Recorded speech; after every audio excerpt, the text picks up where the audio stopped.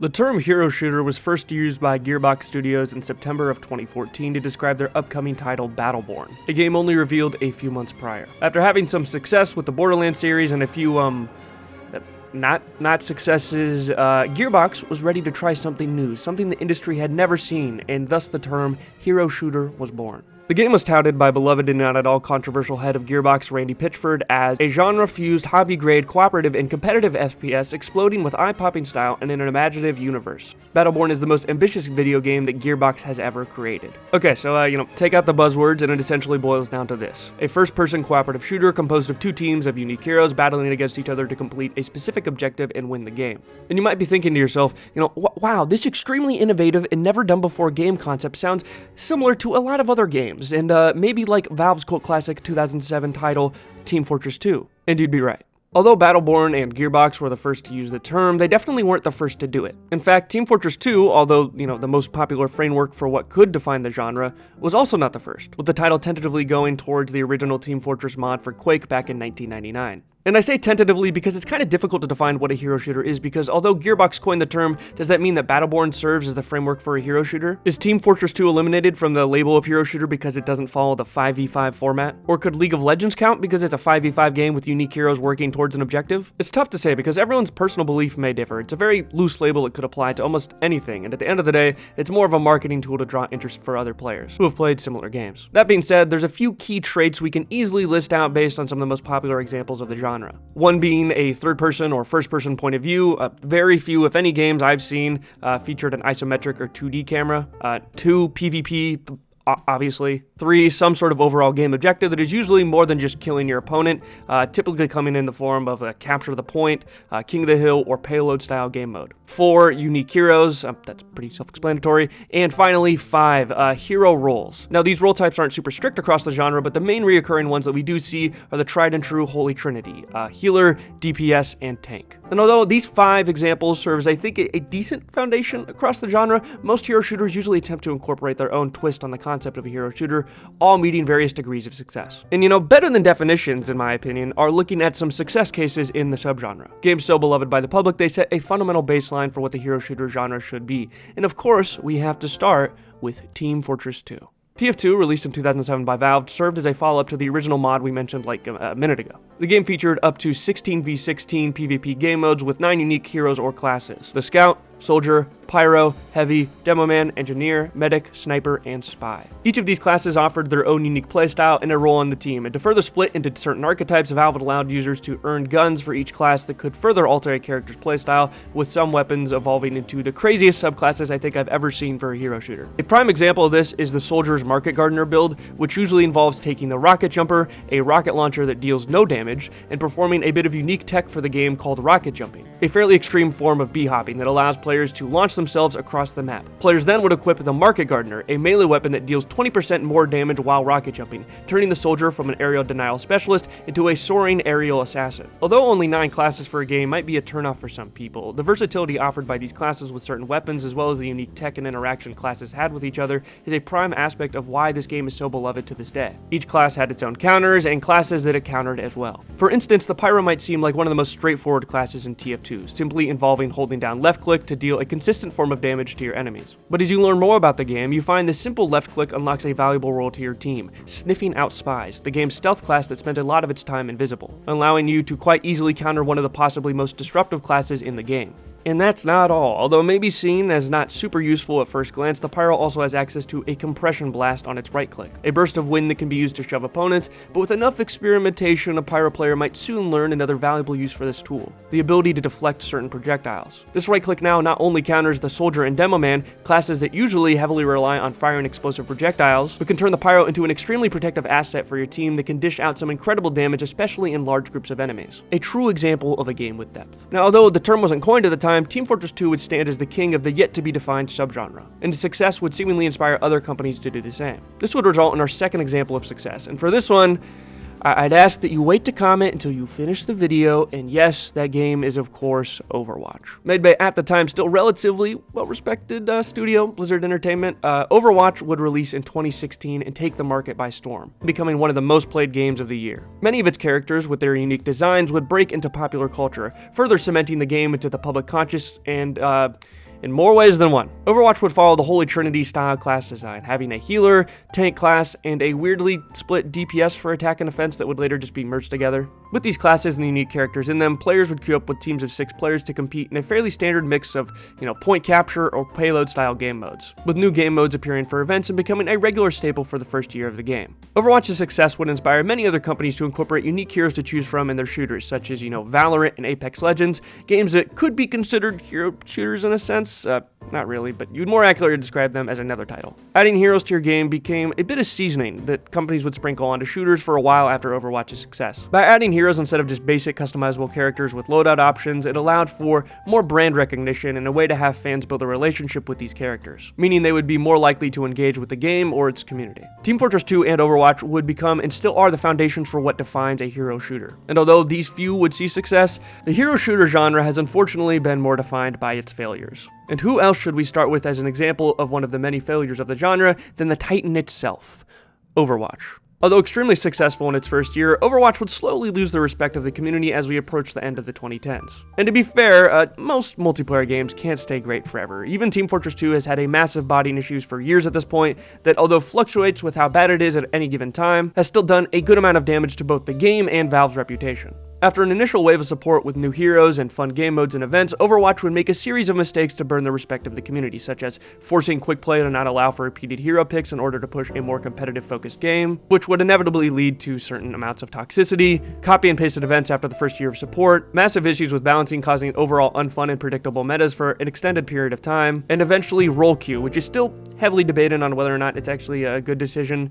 But even disregarding these, Blizzard would not just shoot Overwatch in the foot, but would inadvertently shoot it straight in the dome by announcing Overwatch 2. Overwatch 2 was supposed to be a change-up in the Overwatch formula, or at least that's how Blizzard viewed it. Switching to teams of 5 instead of 6, slightly improved but arguably stagnant graphics, and of course the promise of a PvE story mode with unique new skill trees for heroes. But with the announcement of Overwatch 2 in late 2019, Blizzard essentially just let Overwatch 1 die, switching their focus to the sequel and stopping pretty much any support for the game. And yeah, the game had problems, but the solution was definitely not to just throw it into an early grave.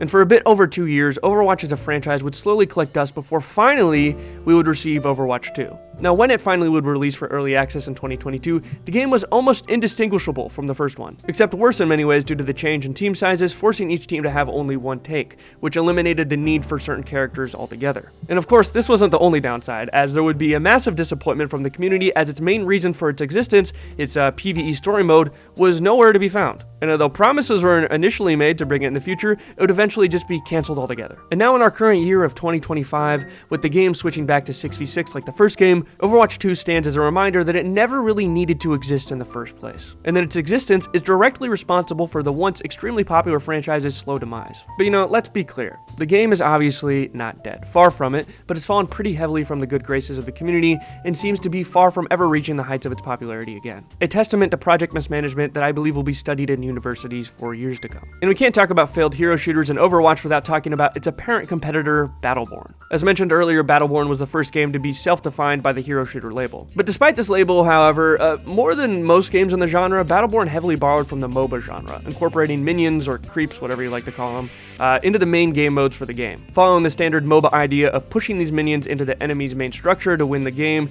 with your character in Battleborn also using a unique form of an ability level-up system. So although Battleborn was fairly unique compared to a lot of its predecessors at the time, it had the unfortunate issue of being revealed pretty much right alongside Overwatch, causing the two games to draw some comparisons over the years, and with these comparisons already existing within the online community, it was almost entirely impossible to separate them when it was revealed that these two games were releasing only a few weeks apart in May of 2016. And so, as both games would eventually release, the debate was settled very quickly as Battleborn's player base would almost drop off of a cliff, while Overwatch would go on to become Game of the Year and be integrated into popular gaming culture. And although some might say that it was the marketing comparison that was the only cause for the death of Battleborn, and although I do believe it played a large factor for people wanting to choose between the two for monetary reasons, since Battleborn was $60 while Overwatch was $40, overall though, players just really didn't stick with Battleborn. There was just something about the game, whether it be its slightly greater complexity as it was a MOBA, its progression-locked heroes, its overall overall flavor or maybe just its gunplay, the game just did not resonate with players. And for that reason, before Overwatch even released, Battleborn had already seen a massive drop in players, finally entering a maintenance period only a year later before eventually shutting down in 2021. Battleborn ended up being similar to a few other games that kind of existed in this MOBA shooter subgenre, with games like Smite and Paragon, which of course all have their own history that I won't have time to dive into today.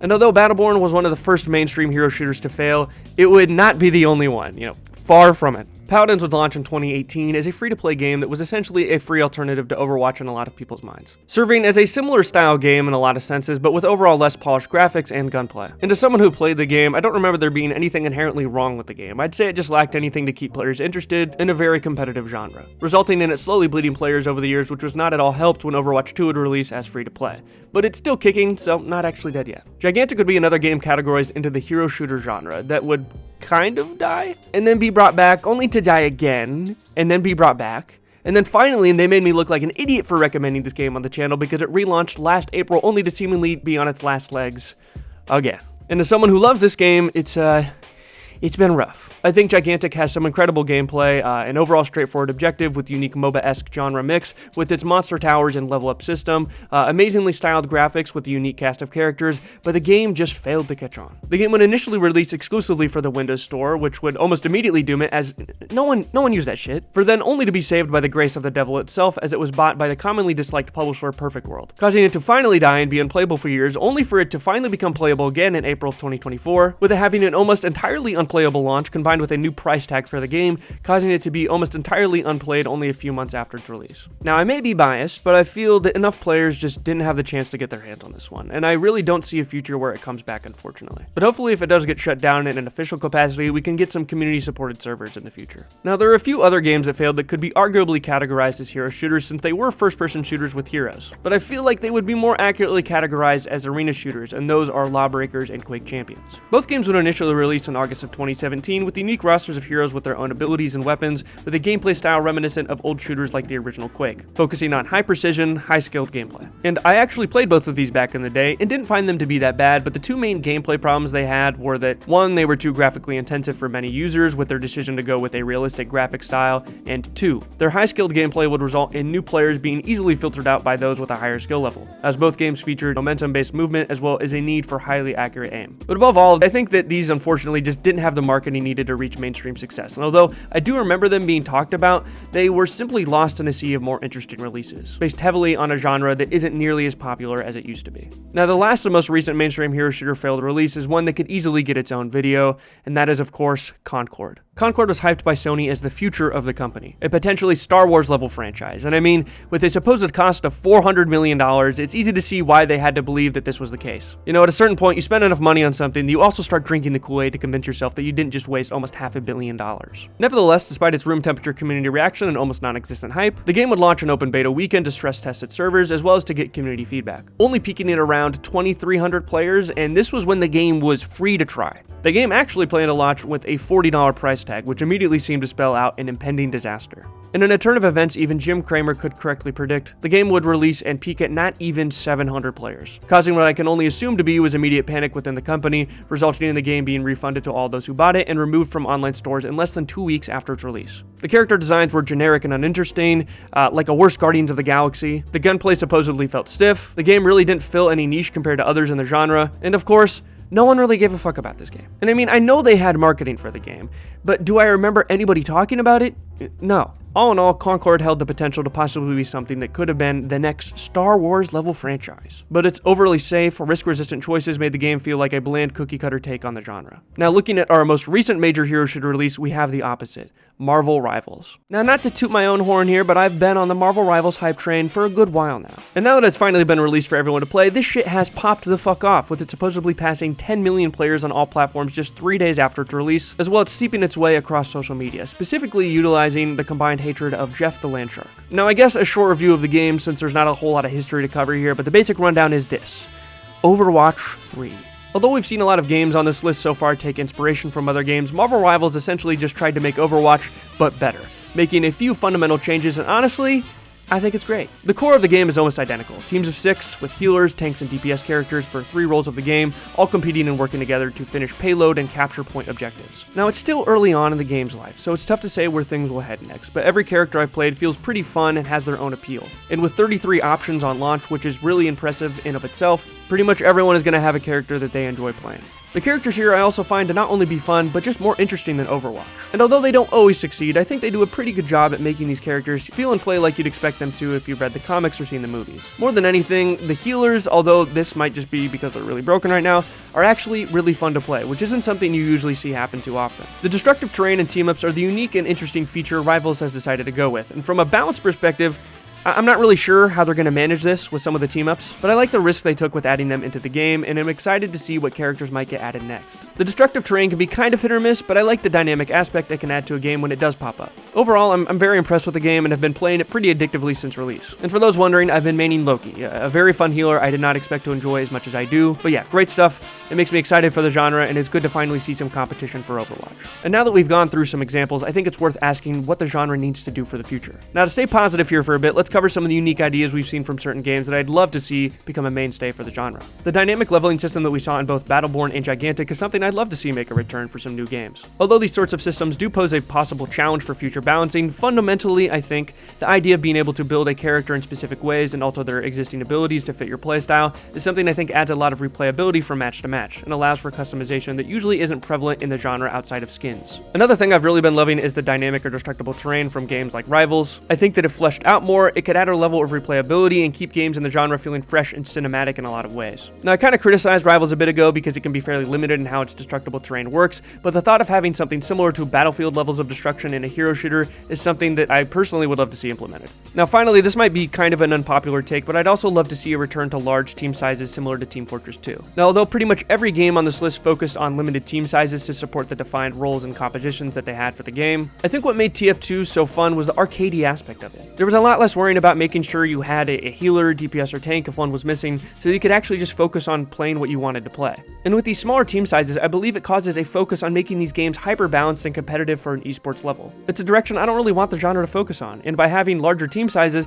I believe it allows for a lot less pressure on an individual, and in turn also makes sure that one bad player isn't ruining the match for the rest of your team. That being said, like if Marvel Rivals had 16v16, I'm not sure how you'd really see through all 32 players' different abilities, so maybe that idea needs a bit of workshopping. As it currently stands though, I think we're more than likely going to see the genre stick with the smaller team sizes, but I'd love to see some branch out and experiment. As for things I think the genre needs to work on, well, there's a lot we could talk about, but let's cover the big one: the cost. If you're going to make any sort of live service game, unless you've just gotten extremely lucky, you've got to make the game free to play. I think part of the reason Gigantic failed in particular was because they decided to relaunch a once free to play game for $20, and although their intentions were good, allowing players to pretty easily earn skins in the game, a system I honestly prefer. Unless you get really lucky or just have a pre-existing base of audience to pull from, it's very hard to build a good foundation of players if you're just charging for your game. And for that reason, I think a microtransaction model will probably be the only way for the genre going forward. That being said, when doing microtransactions for the game, there's a few things companies definitely need to avoid, at least when it comes to building a healthy monetization model that would keep players interested in your game. The first and most important being the paywalling of characters. Nobody wants to have to be forced to play a character they don't want to play before they either earn or are forced to buy the character that they want. Rivals, I think, serves as a great example of what happens when you let players have access to all characters,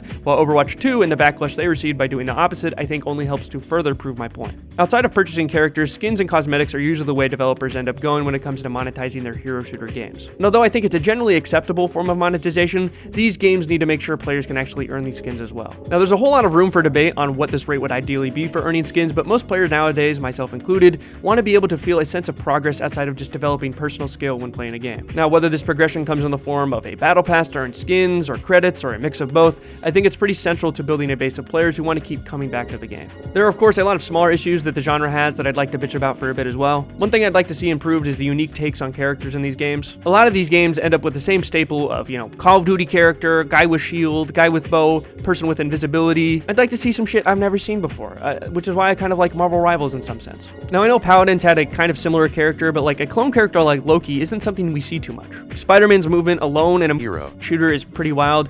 Don't usually see stuff like that, other than maybe like Hammond from Overwatch, which is also one of the characters I liked a lot more from that game and honestly made me come back to the game for a bit just to see what wacky shit he could do. Having things like Doctor Strange's portal, which is, technologically impressive on its own, but just for a hero shooter, I think is a super novel idea to have. Now, although this is a personal preference, I lean more towards making sure that the future games in the genre do not have a role queue system. I feel like this just ends up limiting experimenting with different team compositions, and in the case of something like Overwatch, can see massive queue times for certain roles, usually DPS, which can be a massive turnout for many players playing the game. Although it can definitely be frustrating to have certain players instantly lock in certain roles, I feel like it's much healthier for the game in the long run to not implement a role queue system. All in all, the hero shooter subgenre has been interesting to see evolve over the years. I think that there's a lot of room for growth and hopefully some greater experimentation, but as it stands right now, I think it's in a moderately better place than it has been in a while, in no small part because of the release of Marvel Rivals. The genre definitely has its flaws, resulting in a large amount of fails alongside it, but even with these issues, I'd say I've generally enjoyed the niche it's carved out. Now, obviously, I've probably missed some games on this list, as I've heard people try to categorize so many things as hero shooters. Like, people said Valorant was one, which, like, I guess I could see the argument, but I feel like it's more comparable to CSGO, which I find to be more of a tactical shooter. And, you know, same with Rainbow. They have heroes and unique abilities, but I feel like that doesn't immediately qualify them as fitting into this mold. It's tough to say. Maybe I'm wrong. If I am, you know, go yell at me in the comments below, and hopefully that will, of course, lead to some sort of healthy and productive conversation. And with that, that's really all I have for today, folks. I appreciate you watching, and of course, a special thanks to this month's patrons: Mads, Dave the Unknown, Griff, Einar Anderson, Turmeric, Maddie Grady, Zarl Dunking, Kenny, Daddy Yam, Bup1, and Oliver. Thank you all as always. Your contributions to this channel are greatly appreciated. Thank you again to everyone else for watching, commenting, or just clicking off the video at some random point for insulting a game you like. I hope to see you all in the next one. Take care.